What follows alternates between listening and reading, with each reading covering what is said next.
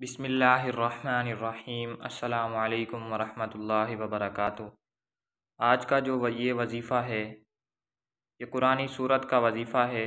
तो जो भी कर्ज़ों में डूबे हुए हैं, इतना कर्ज़ा है कि उतरने का नाम ही नहीं ले रहा, या इतने वसाइल नहीं कि कर्ज़ उतार सकें, तो परेशान ना हो, आप ये वजीफ़ा करें।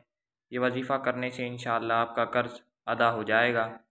और अगर आपको ये लगता है कि घर में कारोबार में बरकत नहीं, रिस्क की तंगी है या फिर रिस्क की बंदिश है, रिस्क में बरकत नहीं, तो ये वजीफ़ा करेंगे तो इंशाअल्लाह आप ख़ुद देखेंगे कि रिस्क की बारिश होगी और मालो दौलत में गैब से बरकत आएगी।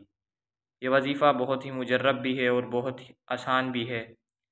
तो अमल ये है कि नमाज इशा के बाद आपने किबला रूह होकर बैठ जाना है, 11 मरतबा दरूद इब्राहिम पढ़ लेना है।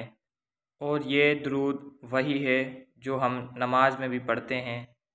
तो 11 बार दरूद इब्राहिम पढ़ने के बाद आपने सूरह नसर, ये आपको पारा नंबर 30 में मिलेगी, इसको आपने पढ़ लेना है। 41 मरतबा आपने इशा की ही नमाज के बाद पढ़ना है। और ये अमल आपने पूरे यकीन के साथ करना है। और जब भी आप ये वजीफ़ा करें तो इसको आपने 41 दिन की नीयत से आपने ये अमल शुरू करना है।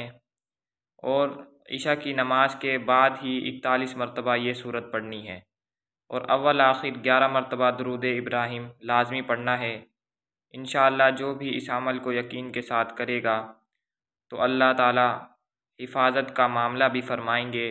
और जिस भी मामले में पढ़ेगा अल्लाह ताला उसमें आसानी पैदा फरमा देंगे, क्योंकि ये वजीफ़ा बहुत से लोगों का आजमाया हुआ और आजमूदा वजीफ़ा है। तो जिस दोस्त को भी वीडियो पसंद आई हो वो लाइक लाजमी कर दें। अगर आप मेरे चैनल पर नए हैं तो चैनल को ज़रूर सब्सक्राइब कर लें। अल्लाह हाफ़िज़।